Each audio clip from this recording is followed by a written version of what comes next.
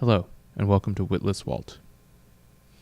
On this show, I'll be discussing video game news, comic books, movies. We will round it all off with a Walt Whitman quote, poem, or whatever. On today's episode of Whitless Walt, we will be discussing Destiny: Rise of Iron, Nintendo NES Mini.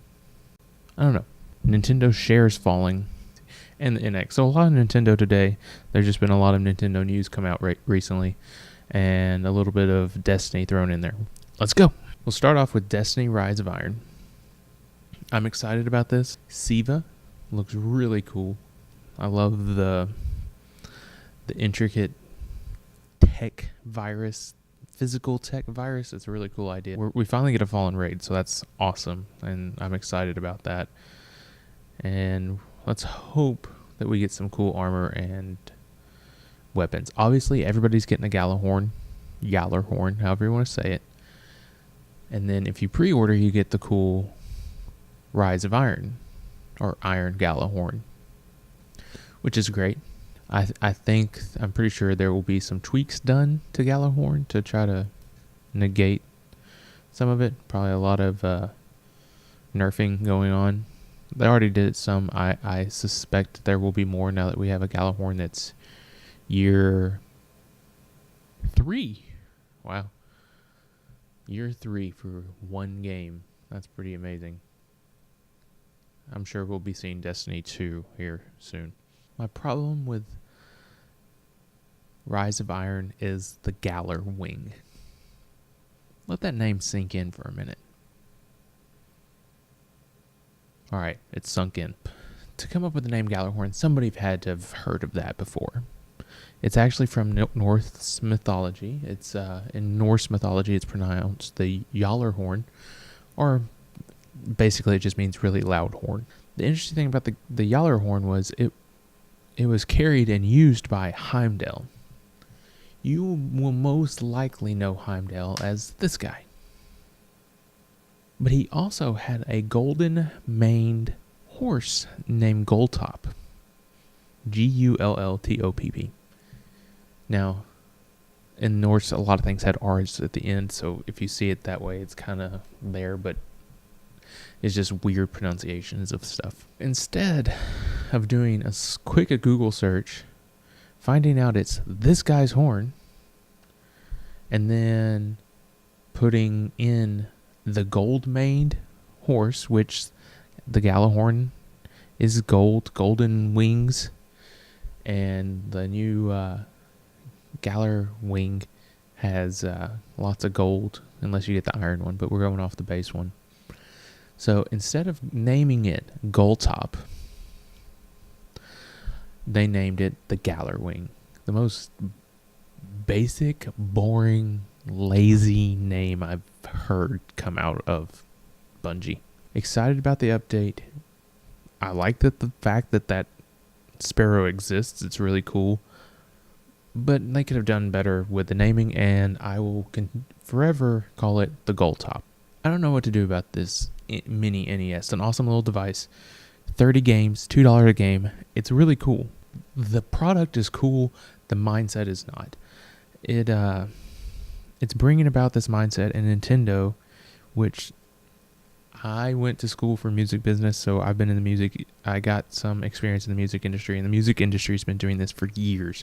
Used to, everything was on vinyl, so they're like, okay. So then the cassette player, well, the 8-track didn't really take off, but the cassette player came out, and they were like, oh, look, another way to make them buy the same albums again. So they released the same albums, obviously new stuff as well, but their back catalog, they released it on cassette, and they're like, all right, we've just made the same people buy it twice.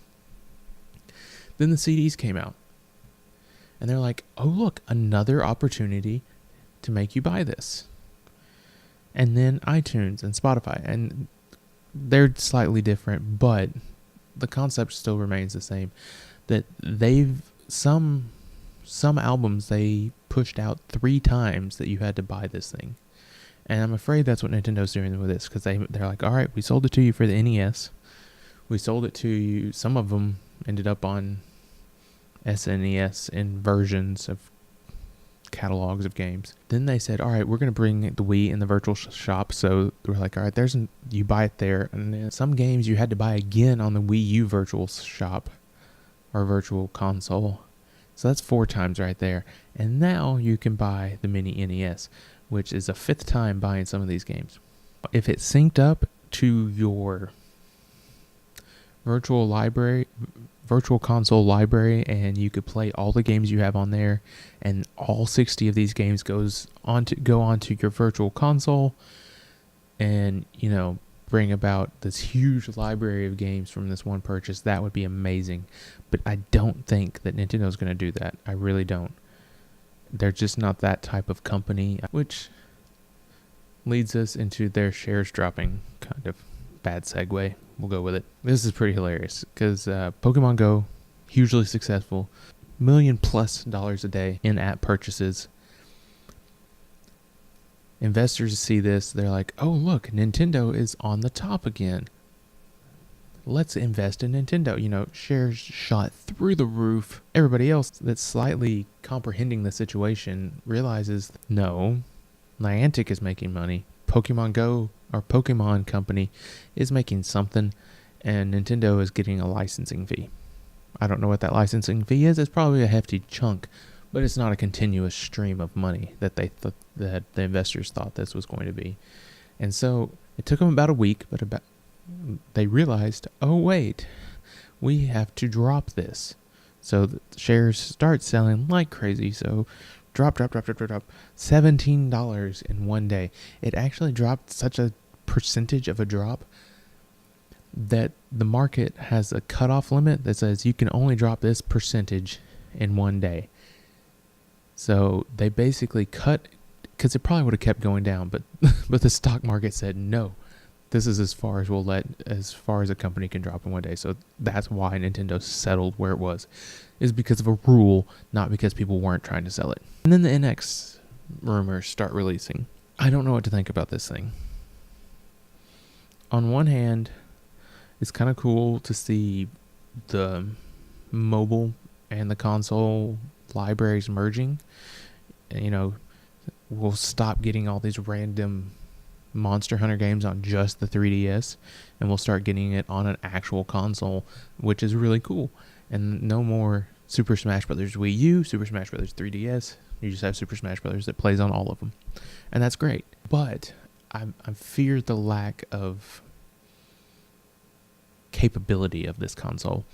I understand Nintendo, that's not where their priorities lie, and I get that. You really can't compete with Sony and Microsoft in that regards, but you got to make it comparable. And they say it's got similar qualities as an Xbox One, or they say in between a Wii U and an Xbox One, but that could mean an Xbox 360 graphics. It really could, because that's how bad the Wii U graphics are compared to a game system that's been out 11 years? No, 12. I don't know. A long time in tech standards. This console's been out, and it was slightly dated when it came out. And I understand that they're putting it all in one thing, but the rumors aren't saying anything about the docking station on the TV upgrading its graphic capabilities. If that is the case, then I'm excited. It already exists in the Surface. If you don't know, there's a thing called the Microsoft Surface Book, and it exists there. You can pull off the top, and it's a tablet. Take it where you want, But then you stick it on the dock, and then it's got a dedicated graphics chip inside the dock that then pushes the graphic capability of the device. Now, if that's the case, that they're packing this in with the NX, I'll be excited, just because it'll be putting it on par with current gen, or at least close to par. And I understand not all games are made for that, but it would also allow your games to run better, because Zelda Breath of the Wild looks great, and I'm going to play it. I'm going to figure out. I don't have a Wii U. I don't have anything, so I'm either going to be buying a Wii U, or I'm going to be buying an NX. And if the NX is disappointing in its capabilities, if it's basically the same thing as a Wii U, I'm going to be buying a Wii U, because I don't care about the handheld right now. But that game looks great. But even in the E3 presentations, there were some stuttering issues, there were some frame rate issues, there was some clipping in and out. If you would just give it a better graphics, better RAM, just a few tweaks to just bump it up some, even, it would allow your games to at least run better. We're not asking you to change the art style. The art style is amazing of Breath of the Wild. It's absolutely amazing, but it needs to run well. That's the other thing. It needs to run well. And right now, it runs okay. I mean, it's playable. It's not going to, you're not going to be randomly dropping to 10 frames a second or anything like that. But it's playable. But it could be better. That's all I'm saying. Quick tidbit on Pokemon. Pokemon Go's fun. I have it. I drive around at 15 miles an hour to hatch my eggs. Not going to lie, that's what I do. I had a 10-kilometer egg hatch, and I got this guy. Probably can't see it. White balance is all off. Anyways, it's an Electabuzz. It's 10 kilometers Electabuzz. I'm pretty happy about that. Pretty cool little character. He was in a gym. He's no longer in a gym. He's back in my party, so I lost that gym. It's been fun. It's been a little addictive. I've spent $5 maybe between me and my wife. My wife's not a gamer. She plays Sims. Well, I'm not. Okay. I don't want to offend anybody here. My wife plays Lego, Sims, that sort of thing. She's not a hardcore gamer. She's never played a Pokemon. She doesn't play RPGs. But she's playing Pokemon Go, which makes me excited to think that she might eventually play a RPG. So we'll see. I might throw a Pokemon Red or Blue into her hands and just kind of see how she likes it. She might, I don't know. But she's interested now. That's pretty cool. We're going to end today with not O Captain, but another well-known one, especially thanks to Mr. Robin Williams and his work in the Dead Poet Society, which, if you haven't seen that movie, go watch it now. You are missing out on one of the best movies of all time. I mean, stop watching this show and go watch Dead Poet Society now if you haven't seen it. So this is O Me, O Life by the sweaty tooth madman himself, Mr. Walt Whitman. O me, O life, of the questions of these reoccurring, of the endless trains of the faithless, of cities filled with the foolish, of myself forever reproaching myself, for who more foolish than I, and who more faithless?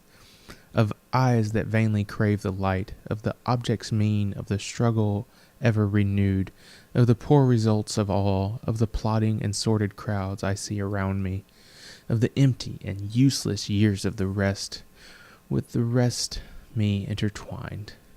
The question, O me, so sad recurring, what good amid these, O me, O life?